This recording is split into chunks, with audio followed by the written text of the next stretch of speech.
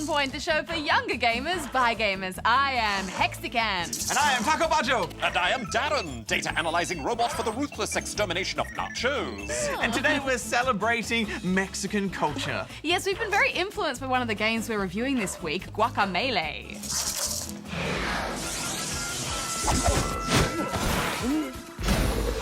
Hex, I can't wait to review guacamole, which is why I've brought some guacamole. No, Bajo, it's not a dip. Oh, my nachos. Guacamelee is the name of the game. Guacamole. Lower the pinata! Oh, there's a pinata! Affirmative. I'm so excited. We're saving that for the end of the show, but I'm just gonna practice my... Yep, good reach. Okay. Darren, why has this got my face on it? Me declaro inocente. It's not even a very good photo. Right, well, I'm gonna go read the news, and I'm taking this with me. Arriba! Si. Bajo here with all the news from around the world. The Ratchet & Clank series is being turned into a movie. Blockade and Rainmaker Entertainment have both signed on to create the feature film with TJ Fixman, the writer of many of the Ratchet & Clank games, in charge of the script. Not sure. No. News first. The film is scheduled to be released in 2015. Grown-ups, if you're wondering what to buy your spawnlings for their birthdays, you might consider one of these. Known as the Cyclops, this fully functioning mech suit is made specifically for children. It comes with a claw to grab things and a drill to drill things, and can even drive around at slow speeds. Exact pricing hasn't been confirmed, but it's expected to cost around $20,000. Back to the studio.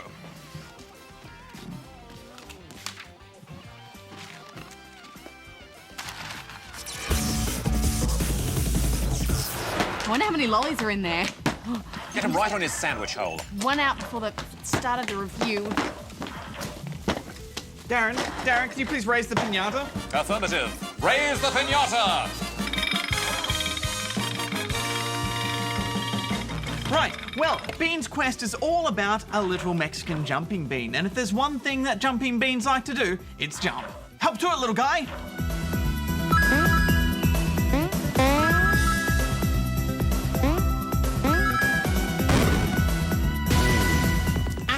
Bajo, jumping beans aren't beans at all. They're seed pods. Really? I didn't know that. How could they be seed pods, Darren? Seed pods can't jump. Because they have little caterpillars in them. And when the seed pods are exposed to heat, like direct sunlight, the caterpillars wriggle around and make the seed pods jump. Oh, right. Well, in this game they're called beans, so let's just stick with that, shall we, for now? Agreed. Affirmative. For a smartphone game, Bean's Quest keeps the controls fairly simple. Instead of having a full set of touchscreen controls, the bean jumps automatically. All you need to do is touch either side of the screen to steer his jumps. Sounds easy, but it's not really. No, it's not. This game dishes out some fiendish jumping. You're given a few minutes to get the hang of regular platforms and bounce pads. Then, boom, you're doing things like this. Hex, do you know how hard it is to hit a tiny switch surrounded by spikes? Do I ever? Yes, this game demands mastery of the jump. You'll be timing your bounces to perfection to ricochet off tiny platforms and then swing under overhanging spikes. I liked that they hid little pink axolotls in really hard-to-find spots. It's quite clever because they're a rare species in real life. Yeah, and they say thanks a lotl when you rescue them. Classic. Those lizards are so cool. I think you'll find they're amphibians, Bajo. To be more specific, they're neotenic salamanders. In the wild, axolotls are near extinction due to pollution. But scientists love to study them as they have an amazing healing ability. Some have been known to repair a damaged limb as well as grow entirely new ones. All right, back to the review. Bean's Quest crams loads of polished platforming onto your smartphone. Ditching the D-pad and just focusing on steering the jump lets the developers really drill down on each level's design. Plus, it's an Aussie-made game as well. Go us. It's a nice touch, too, that they included a par number of jumps per level to aim for. Finishing a level under par is no easy task, but it's a worthy challenge to aim for. Guys, this is platforming perfection. I'm giving it 9. I'm going to give it 9 as well. Right, I've just received clearance from Kerry O'Brien. I'm off to find out more about Mexican gamers. Oh, bye, Darren. Off I go!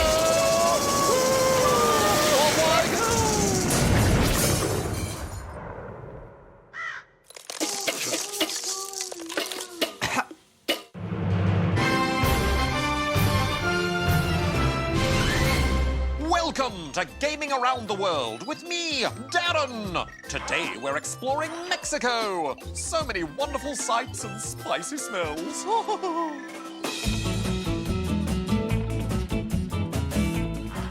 Mexico City, one of the most populous cities in the world. So many humans.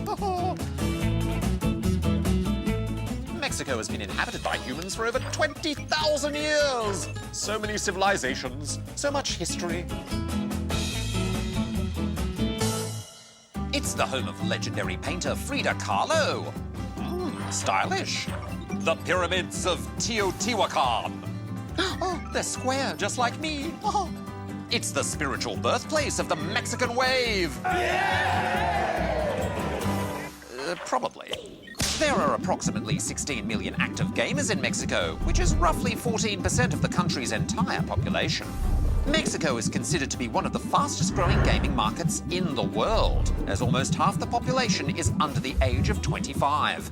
So many spawnlings. One of the first console games made in Mexico was Lucha Libre, based on the extremely popular sport of professional wrestling, in which Mexican wrestlers called luchadors wear colorful masks. The game featured actual stars from the AAA Mexican Wrestling League. Reminds me of the time when I was the World Wrestling Champion. They called me El Terrible. Many a Mexican-inspired game makes use of those luchador masks, from Guacamelee to Nacho Libre on DS. And Lucha Fury on Xbox Live Arcade. Mexico's Day of the Dead parade is a big influence on games too. Tim Schafer's classic adventure game, Grim Fandango, owes its distinctive style to this spooky Mexican holiday. Buenos dias. If you could combine the time all the Mexican gamers spend playing each day, it would add up to 29 million hours. Ooh. Mexico, where gaming is as hot as a Bengle Naga. That's a type of chili. Well, time to head back to the studio. Off I go. Hex, do you want to hear my Mexican song I've been working on? Hang on. Hang on, hang on. Hang on, hang on. Doesn't sound very Mexican. Hang on. Okay, well, let's get on to these questions. First up this week, we have this one from Wasif, who is in Sydney, New South Wales. Hang on.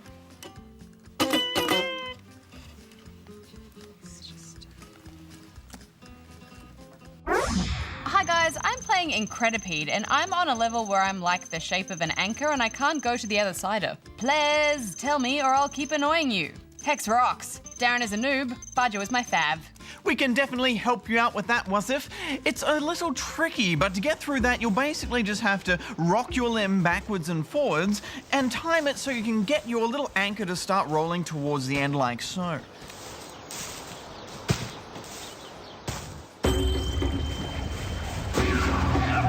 Well, good luck with it, Wasif, but let's move along now to this one from Batman. Whoa. And he's, of course, in Gotham City, which is in Victoria. Yeah.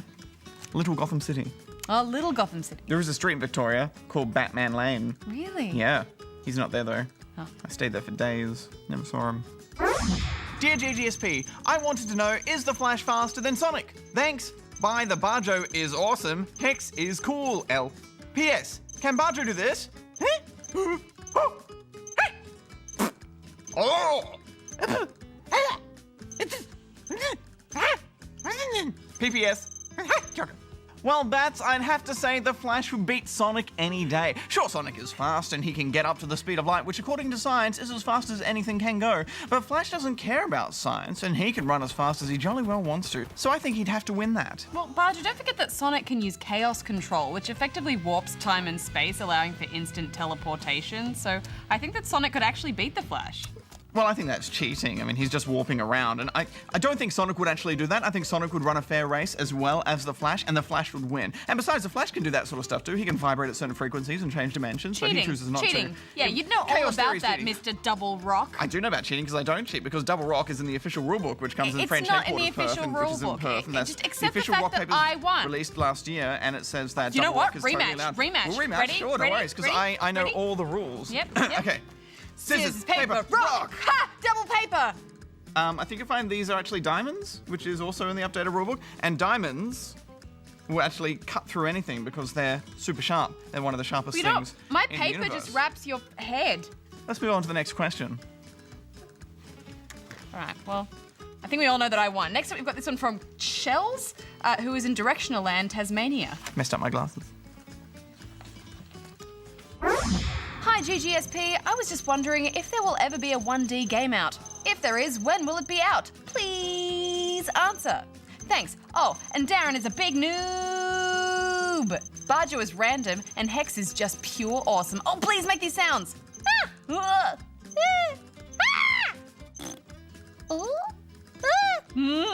Ah! Ah! Ooh! Ah! Ah! Ah! Well, thanks, Shells, but I can't really imagine a one-dimensional game would be any good. Especially, I don't think that's technically possible. Even if the game was made just, with a single pixel wide, the line would still be two-dimensional since it's still 1 pixel wide. So I don't. It breaks my brain a little bit. I don't think it's possible. Yeah. Oh, hang on a sec, Hex. I found one. Really? Yeah. Oh, you found a one-dimensional game? I did. It's called Dimension. It's like Pong, except it's just a line, and you hit it back by matching your line's colour to the line bouncing back and forth. Well, I guess that's as close as we're ever going to get to a one-dimensional game, but, I'd still call that 2D, to be honest. Yeah. But 1D. 1D. Where have I seen that before? 1D. Oh, you don't think she meant that band? What band? That band with the boys. What band? With the band with the boys, the hair goes like this. You know, that they wear the suits. One Direction. The Wiggles? Beautiful. You know? No. I think they're in Just Dance 4. They have some songs in Just Dance 4. I don't think they have their own game though. No. You don't know, you don't know you're beautiful. So if you were talking about One Direction, the band, then that's probably the best place you'd go to find them in a video game. Anyway, moving on to this one now from Ethan, who is near Hobart, but he can't tell us specifically where, in Tasmania. All right. You've seen One Direction live. We When? both have. When? At the Logies, they performed. Oh, I thought they were the waiters. I wasn't really paying attention because Kerry O'Brien and I were working on our own boy band. Really? Yeah. I was going to be the cool one, and he's going to be the rockin' one because he can really sing. He can sing like an angel. We're still working on the name though, but right now it's Bajo and Kerry's back. When I got my Xbox 360, I went everywhere on its OS, and eventually I found a button that said Install Game on Kinect Adventures, and installed it. But what does it do? Because when I click play, it said Insert Disk. If it said install, why didn't it really install? And if there is a way to tell me how to actually install it and play it without the game, Bajo, please answer. And if you can't, Hex, please answer. But don't let Darren answer. All right, Ethan, let me just unplug all these phones so Darren can't butt in. Hang on. I don't think he would anyway because he's in Mexico, so... Order! Make way, humans! The master answerer of questions has returned! Darren! Darren! No! Darren, wash my dress! Coming through! Move aside! Darren! Here we go. Darren, the question clearly asked to not let you answer it. I think we're going to have to just put our foot down and draw the line and say that you can't answer a question when a spawning specifically asks you not to. Agree. Oh, nonsense. I'm sure Ethan was just using reverse psychology, and by asking me not to answer, he knows that I will. Now, Ethan, the install function on the 360 does several things. However, letting you play the game without the disc is not one of them. If it let you do that, then you could buy a game, install it, and then return it to the shop and get your money back and still be able to play it. And they clearly don't want you doing that. But installing a game can actually improve the game's performance, since it's much faster for a game to access data from a hard drive than from an optical disc. This can help games to load faster and even slightly improve the graphics in some cases. It also means the console doesn't have to spin the disc to play. It simply checks the disc is there and then runs the game from your hard drive and stops spinning the disc, which makes your console quieter. Well, great. Thanks for that, Darren. Now, don't you have to be in Mexico or fly to Mexico or do something? Negative. Okay? My schedule is wide open, Bajo. So, Right. next question, Hex. Right, okay. Well, let's move on to this one. Oh, can I pick a question, Hex? Please? Why don't you just Let host me the show, pick a question. Darren? All right, well, since you asked nicely, yes, fine. You can pick one question, but that's it, just one. Just sit in my chair. Oh, let's see. Oh, here's a good one from Crazy Cat Lady in Cat Town, outside Australia. I think I know her. Hi, GGSP. Could you pretty please answer my question with a cherry on top? On Pokemon Heart Gold, how do you wake up the Snorlax? Thanks. Huh? Ah! Ah! P.S. Darren, you are the most awesome thing in the universe. Oh, you're too kind, cat lady. Your flattery charges my battery. Way too kind. Oh, well, as for your question, it's a rather long but thankfully not that tricky process, and you may have already done some of these steps as you've been playing. Firstly, head to the power plant to the east of Cerulean City and talk to the man in the pink shirt. Then head back to the Cerulean City gym. You'll bump into a rocket grunt here who will quickly flee to Route 24 just north of the city. After you defeat him, head back to the gym to find the missing part amongst some safety rings. Then head back to the power plant, talk to the guy, and give back the missing part. Then head to the radio tower in Lavender Town and talk to the old man who'll upgrade your Pokegear radio. Now you can head back to the Snorlax blocking the road, then tune into the Pokeflute channel on your radio, talk to Snorlax, and the battle will commence. There are only 2 Snorlaxes in the game, so it might be worth trying to catch it as well. Right, well, you seem to have everything under control here, Darren, so I think I'm just going to go take a nap if you want to take over the whole studio, and that's fine. I'm going to go back to a nap, and you can wake me when you go back into the studio. Okay, Bajo, try not to snore. Now, next up we have...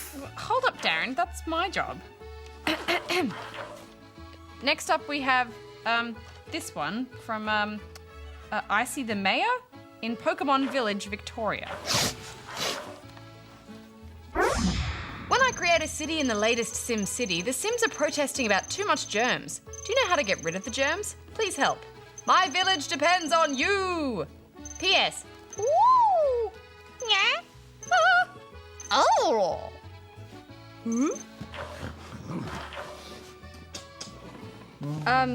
Yes, I see those Sims do like they're protesting, but there are a few things you can do to clean up those germs.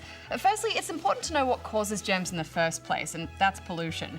Both ground and air pollution will cause germs to spread, so anything near a source of ground pollution or downwind from an industrial zone is likely to be full of germs. Affirmative. So, like I said in my guide to building a city, you should keep residential areas away and upwind from industrial areas if possible. However, you can reduce germs in a city in other ways. First of all, you can try and clean up your act. For example, turn your dirty industry into cleaner, high-tech industry through education. Oh, and make sure you have enough garbage trucks to stop germ-causing rubbish from piling up. Also, planting trees can help soak up pollution. And of course, once you build a hospital, you can expand it with a wellness centre module. These send out vans that help clean up areas and lower the germ level, but it's always best to try and remove or reduce the cause of the pollution if you can, but that's not always feasible. But as long as your Sims aren't dying and the pollution isn't too bad, my advice is to simply ignore the protesters. They'll always be protesting about something. Right, well, on that note, we're out of time for this week, and if you'd like to ask us a question, then you can go in here and send it in. Can't believe you slept through all of that. Oh, I was having amazing... I had a dream that I lived in a house made of cheese, and my bed was a sandwich, and I was sleeping in the sandwich.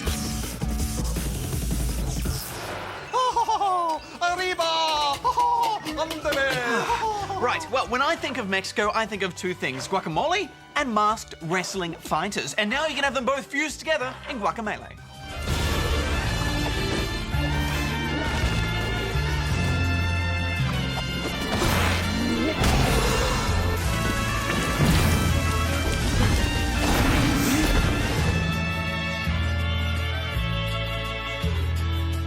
The president's daughter has been kidnapped by the evil Charro skeleton, and we can only assume that both the Mexican Secret Service and the police force were busy, because the only person who volunteers to rescue her is the humble farmer Juan Aguacate. He bravely confronts the skeleton and is promptly killed. Hex! Spoilers! Relax, Bajo, it's in the opening scene. Plus, Juan promptly gets this magical luchador mask that turns him into a superhero, complete with superhero pose.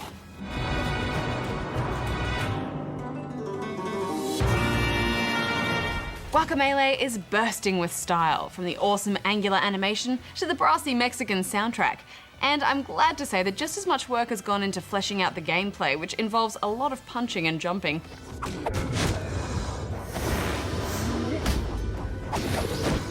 Juan regularly learns new fighting moves from this grumpy goat guy.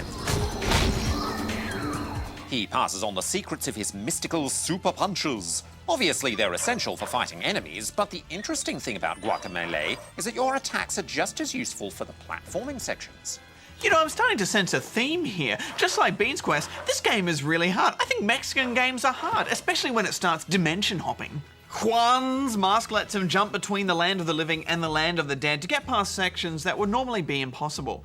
But it's difficult in a good way, because each room's puzzles feel logical once you've worked them out. And I like challenging platforming when it's not cheap, when you can work it out. Yeah, and don't forget the chicken sections. Juan's a beefy guy, so the only way to get through some passages is with his handy knack of turning into a little chicken. The combat is satisfying as well. There's a nice balance between mastering the combos and using your brain to figure out the trickier enemies' weaknesses. For some, you might just need a well-aimed throw, but tougher enemies will force you to juggle between dimensions or use a specific special move to break their shield.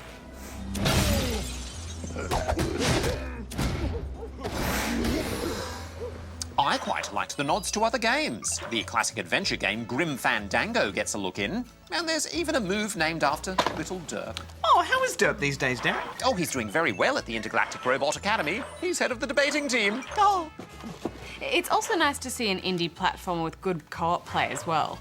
Diving into combat with a friend works really well, and there aren't any problems with friendly fire or split-screen slowdown here. And co-op can be a lifesaver when you're facing some of those tougher bosses too, because you've got unlimited lives. Assuming the other player can stay alive long enough for that respawn timer to count down. I agree that the co-op is great, but I do have some gripes with the game. For example, I'm used to games giving me a clear direction of where I need to head to, but the map in Guacamelee is kind of vague. So you're never really sure which way to go when you come to a split in the path. Yeah, I think that's the point though. I mean, the developers have said this is a Metroidvania-style platformer. They want you to explore every path to find the secrets. And when there's an obstacle that you can't pass until you unlock the right ability, the map marks that spot so it's easy to get back to. Only part of the game I did get a little bit frustrated with were those flying sections. We had to flick between dimensions crazy fast.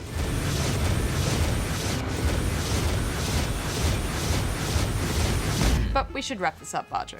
Well, I love this. I think the platforming and the combat is excellent, and you just get the sense that the developers have really played this inside and out to get the balance just right. So I'm going to give it 8.5 out of 10 rubber chickens. I had a great time with it too. I'm giving it 9.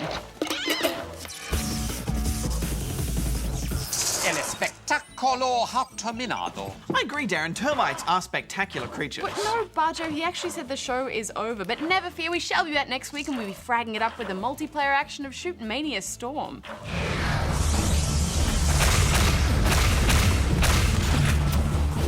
Can't wait for that one. Till next time, may all your games be muchos grande. Hex out. Bajo out. Darren out. Darren, you know what time it is? It's time to break the piñata. Affirmative.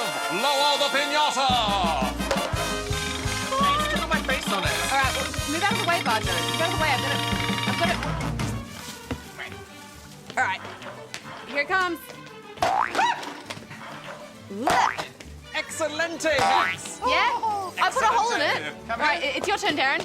Here, I'll help you. I want these delicious lollies. Come on, Darren, come on. All right, come on, Darren. Just give it one strong hit. All right, it's time to get serious, guys. All right.